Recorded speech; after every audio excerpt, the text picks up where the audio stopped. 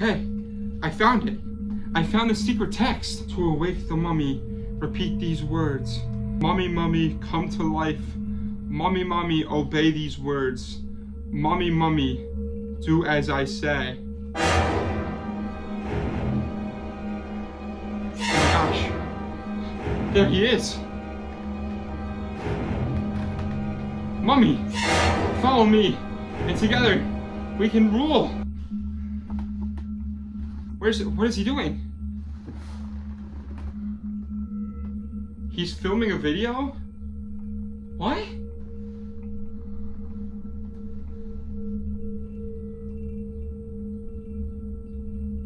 What? What is up, you guys? Today, I decided it would be really fun. Oh my gosh. There we go. I decided it would be really fun if I watch all the Mummy movies leading up to Lee Cronin's The Mummy that comes out this weekend. And honestly, I did not realize how many Mummy movies there actually were. There are a ton of Mummy movies. I myself only watched 6 leading up to the new Mummy movie. I planned on watching a few more, like Under Wraps, the remake of Under Wraps. There's a sequel to the remake Under Wraps, but I didn't get to any of those. So I'm sorry if you were expecting Under Wraps. Those did not make the video.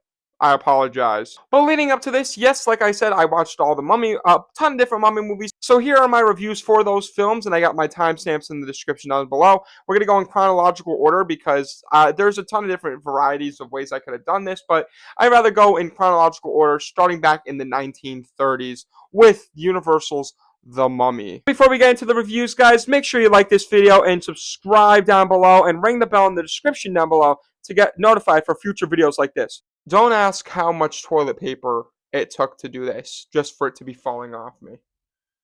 I did not realize how hard it is to be a mummy. It's hard, guys. It's really hard. Back in the 1930s, there was a ton of different black and white Universal horror movies like The Wolfman, Dracula, Frankenstein, and we have The Mummy. Now, I gotta say, this was my first time watching this version of The Mummy back in the 1930s, the black and white version of The Mummy. And I will say I was very excited to watch it, being it my first time. It was a little bit disappointing. I will admit, it was kind of a drag to watch and sit through. There wasn't a ton of mummy stuff going on in this film. It was a quick and easy watch. It's only coming in, I think, around like an hour, 15 minutes or so. There's honestly not a lot that's very visually impressive compared to Dracula or Frankenstein or The Wolfman. This is honestly probably, I would say, my least favorite Universal black and white horror film. Instead, it follows more of a Egyptian mummy that comes back to life, but I gotta say, I don't like the way he looks in this film. I think he's kind of basic looking as a mummy costume. It is fun though, I guess, for a little bit here. Some of the acting is really cool to see, especially from our woman lead character who is going under this hypnotic spell from the mummy. And it's just weird the way that this goes about, and especially towards the ending, this abrupt ending that's extremely dark. This movie has a very dark ending that I don't necessarily love. I think it just kind of, it ends with this girl being hypnotized and dying, and her love just holding her, and the mummy kind of dying too, and it ends like that, and it's like, that's really what you gave us? That's kind of depressing. Sad. Mummy movies are no joke. I'm giving this movie a score of a 44 out of 100. I didn't hate it, but I didn't think it was great. Moving on. This video is going to be difficult to make. It's getting harder and harder to wear this. Moving on. Moving into now the 1950s, we got a remake of The Mummy starring Peter Cushing, and Christopher Lee. Both Star Wars actors, if you didn't know. Christopher Lee being Count Dooku in the prequels, and Peter Cushing being one of the Empire's lead I forgot the name of him, but he's always in the Empire. He's in the original movies. I really love his character, too. He's a big character in those movies. And Christopher Lee is obviously a phenomenal actor. And these two actors are great in this movie and honestly make it really good. Because the remake of The Mummy from 1959, I believe it is one of my favorite old-time horror movies to date. I absolutely love the visual style of this movie. The color grading, it's so cool. The acting is awesome, and the story is really good. And this is honestly one of my favorite designs of a mummy because this is like a wrapped mummy that a lot of kids wore for Halloween, where, you know, like, you dress up like in toilet paper like how I am, and you're dressed in mummy wrapping. That's how this looks like, and I love seeing that in this movie. It's awesome. And we got a lot of mummy visuals in this movie. We got a lot of mummy in this movie, which we didn't get in really the 1930s version. This one, we have a lot of that in here, and I love that. We get a lot of actual mummy representation and how powerful this mummy is and how strong he is when he's fighting Peter Cushing. And, there's like, he's getting all these shots to the chest, and he's surviving them. And they take this love life story that the first one had, and instead of having it where it's a dark ending, they more have it where the mummy himself is thinking, oh, this is my love of my life, my old Egyptian wife. They say like she has a very sharp resemblance to the mummy's old Egyptian wife. And I think that's really cool. I really like that part of the movie, and how he's kind of transed with this woman. This movie is wacky, it's fun, it's silly, but it's also at times really spooky. And I think the visual color grading of this film is what makes it. And I'm giving this movie a score of a 74 out of 100. Now, time jumping ahead to the 1990s, we are going to The Mummy from 1999, starring Brendan Fraser. This, I think, in society is what people think of when they hear the words The Mummy. And even like today with this new Lee Cronin Mummy movie, they're like, this isn't a sequel to Brendan Fraser's The Mummy. This isn't like adapting that. It's a new Mummy. Oh, okay, man. Like, I love how people love this movie, because this is one of my favorite movies of all time. I absolutely love this Mummy movie. And riding the ride at Universal Studios, The Mummy, when it has its own roller coaster, was such an awesome experience. That's one of my favorite roller coasters of all time. And this movie is such a fun roller coaster, like the roller coaster. It has great production design. I think from start to finish, it kind of feels like an Indiana Jones movie, because this, instead of being a horror movie, kind of takes the Mummy approach of being an action movie or an adventure movie with some comedic charm to it. Now, it does have horror elements. The Mummy in this movie is scary at times, and there's a ton of scenes where there's like beetles and stuff and monsters crawling in people's bodies, and that's disgusting to watch. And it really reminds me of Temple of Doom almost with Indiana Jones. And I love how this movie has characters that are so fun to watch, like Brendan Fraser. He's a charming character that's amazing to watch, and like an Indiana Jones type character. Rachel Weisz in this film. Great character dynamic between Rachel Weisz and Brendan Fraser. I think their dynamics between the movie is really fun, and they have such a good romance in the film too. I love them. And they don't just make her like a generic woman character in an adventure movie. No, she's an actual character, and I love that. And like, she has her own times to shine and stuff. Now I just look like a guy with a beard. But yeah, it's such a fun movie, and I think the mummy in this movie is actually really fun to watch. Him transforming from this disgusting creature to this man, controlling dunes and sandstorms, and having all these different events happen within the countries is awesome. Like this disaster apocalypse, and Brendan Fraser is the one that has to go fight him, is great. I'm giving this movie a 96 out of 100. It's one of my favorite movies of all time. I absolutely love it. Now, moving into its sequel, The Mummy Returns, which I have the poster right here, because it is now, I believe, the 25th anniversary for this film, because it came out in 2001. Does it live up to the hype of the first Mummy movie? Going into Mummy Returns, I've never actually seen the sequels to the Mummy movies. I've only ever seen the first one. And I was curious on watching them, because I actually only thought there was only one movie. I never knew that there were sequels until just recently, and I was like, oh, that's awesome, let me put it on. And I will say, there's something about this movie that loses its charm. And this, I think, is the first movie that Dwayne "The Rock" Johnson is in, and he's the Scorpion King. And besides the awful CGI that this movie does have at times, because the Scorpion King at the end of the movie is laughably bad. It's so funny how bad he looks in this film. But I gotta admit, there's something off about this movie, and I think it's because the whole middle section is kind of boring. All the characters in this movie that we know to love, like Rachel Weisz's character, Brendan Fraser's character, are all cranked down a little bit. And we get this new character, Alex, which is Brendan Fraser and Rachel Weisz's son.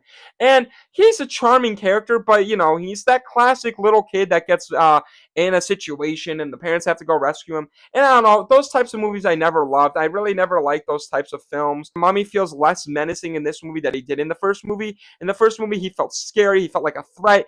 This movie definitely leans away from the horror aspects of The Mummy and goes way more into the adventure action film parts of it. And I think that kind of ruins the Mummy vibe. I feel like for The Mummy, you need to have horror mixed with adventure and action, Like, it just doesn't work unless you have that. And I think this movie loses that, and this franchise kind of loses that over time. And it's just, I don't know, it's kind of disappointing. I will say the last like 30 minutes or so, when we get more action sequences and we have Brendan Fraser going against the mummy, it's fun. It is kind of like, okay, I gotta lock in at this point. But that's, again, like, this movie is roughly 130 minutes. In those last 30 minutes, you still got 100 minutes before that, and that's a little bit lengthy, and it's kind of just dull and boring. So I'm giving this movie a 60 out of 100. Moving on. Moving on now to the finale of this trilogy of The Mummy. We got The Mummy, The Rise of the Emperor something. I don't know. The Mummy 3. This movie, I was walking it. I never saw this, but I was expecting it to be one of the worst movies I've ever witnessed because of how bad it gets. Its reputation is really poor. The posters are kind of not looking appetizing, and I don't know, it just doesn't look great. And also, Rachel Weisz is not in this movie and is instead replaced. I forget her name, but she was the wife of Kevin James in Grown Ups. And I was like, that's an interesting recast. And I don't know. It looked like it had a possibility of being one of the worst movies ever. And I gotta say, I don't think it's terrible. I think it has charm to it. I think this movie would have been much better if Rachel Weisz was in this film. I think this movie is extremely missing her. Her replacement isn't terrible, but it definitely is not the same movie without Rachel Weisz. Rachel Weisz is a big part of the Mummy movies. Like I said, in that first movie, she had a lot of character and a lot of parts, and not just that woman, like, oh, hey, I'm a woman in this adventure movie, like a lot of like some of the Indiana Jones movies are. I gotta admit, some of the Indiana Jones fall into that trap where it's like, hey, I'm a woman in this movie, but Indiana Jones is the main lead. No, in The Mummy, it's Brendan Fraser and Rachel Weisz. They are two main leads. And I gotta say, in this Mummy movie, it mainly feels like a Brendan Fraser movie instead of having it where it's like, hey, we're a team, you know. It's mainly focused on Brendan Fraser. And also we have Alex in a time jump. Alex is now a full-grown adult. We now have Alex as he's older. I think he's after college or something like that. And there's this now. They're in China following Emperor Mummy, which is a cool concept. And I gotta say, they upped the CGI levels really well done because there's Yetis in this movie that look great. And like, I wouldn't say they're great, but they are really fun. I think all the mummies in here are really fun, and Brendan Fraser is really charming in this movie. Him with his son Alex, and like their banter is really funny to me. It's definitely a little lackluster, and it's kind of a lackluster ending to this great trilogy, which isn't really a great trilogy when you think about it. It's just a really good first movie. So I'm giving this movie like a 56 out of 100. Not great, but definitely not as bad as what most people were saying. And then we took a little bit of a pause from Mummy movies for a while here, but we now enter 2017 where they try to reboot all the monster movies. And man, oh man, they disappointed us all. We now have Tom Cruise's The Mummy remake 2017. I never saw this Mummy movie over the fear of how bad it is because this movie has a very bad reputation. It has a 15% on Rotten Tomatoes and I think like a 2 or a 1.9 on Letterboxd, which is crazy numbers that this movie's getting. But yeah, this movie, man, is such a funny movie because of how just laughably like insane they were going on the route here. This movie was meant to tie in this whole dark universe that they were trying to create, which I don't really know what they were trying to do. I think they were trying to make like a whole universe of monster movies. I remember there being a picture of actors in like all this different dark universe movies. But anyways, this movie starts off right away with a random action war scene because this movie is a very much an action movie. There's no adventure. It's just action. And it's ridiculous. We have Tom Cruise in here mixed with, I forget the actor's name, but he's Nick from The New Girl and Peter B. Parker from the Spider-Verse movies. But he was really charming and they were really cool, but they had like machinery that was going crazy and they found this tomb all in like the first 15 minutes. And then all of a sudden, I was kind of into it at this point. I was like, this is weird, but I don't know. We still have a little bit in this movie. We have like an hour and a half left. Let's see what they can do. And they kill off one of the best characters in the movie, at least from when it was starting off. They kill off Nick from New Girl. And I was like, why'd you go and do that?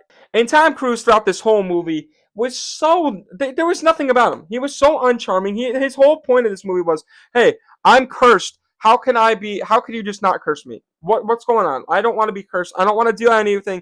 Like, he literally was the Complete opposite of Brandon Fraser. He was like, I don't want to be involved. I don't want to be involved. Just tell me not to be cursed. How do I not get cursed? Like over time, he's unfortunately dragged into this situation, which was kind of boring. And this movie's visuals were just, it felt like MCU type visuals, or like a Marvel or a superhero film. And like I said, when I was watching this movie, I felt like this movie was a big superhero movie, where it kind of reminded me of the Suicide Squad, because I have no problem with the Mummy being a woman. That's not the reason that this movie's bad. Actually, I think the Mummy design was pretty all right. It was pretty cool, and everything dealing with the Mummy, when we see her flashbacks or we see whatever she's going on with her, she was cool. But there was a big chunk of this movie that was weirdly dedicated to Dr. Hyde and Mr. Jekyll, or whatever, Jekyll and Hyde, which was Russell Crowe. And I was watching this and I was like, wait, you said Jekyll and Hyde.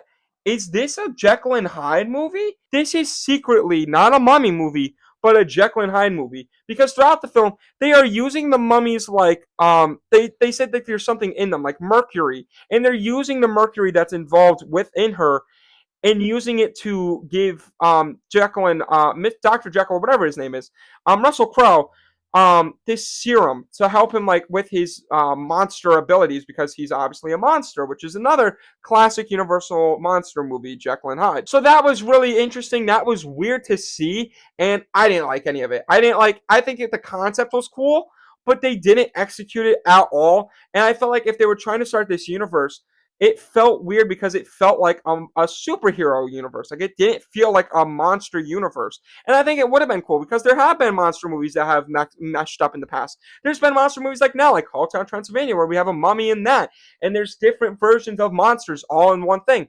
It could have worked, but it felt like it was dragging away from the mummy aesthetic, going into this Jekyll and Hyde story. And then by the ending of the movie, it turns into Tom Cruise becoming the mummy. And this girl, I forget what honestly happens. I think she dies or whatever, the mummy.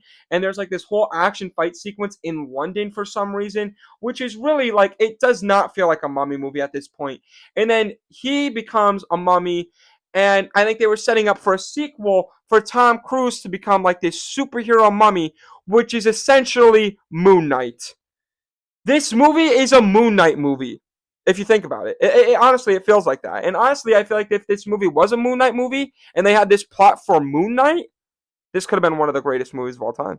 Maybe not greatest, but it would have been a really cool movie if it was a Moon Knight movie.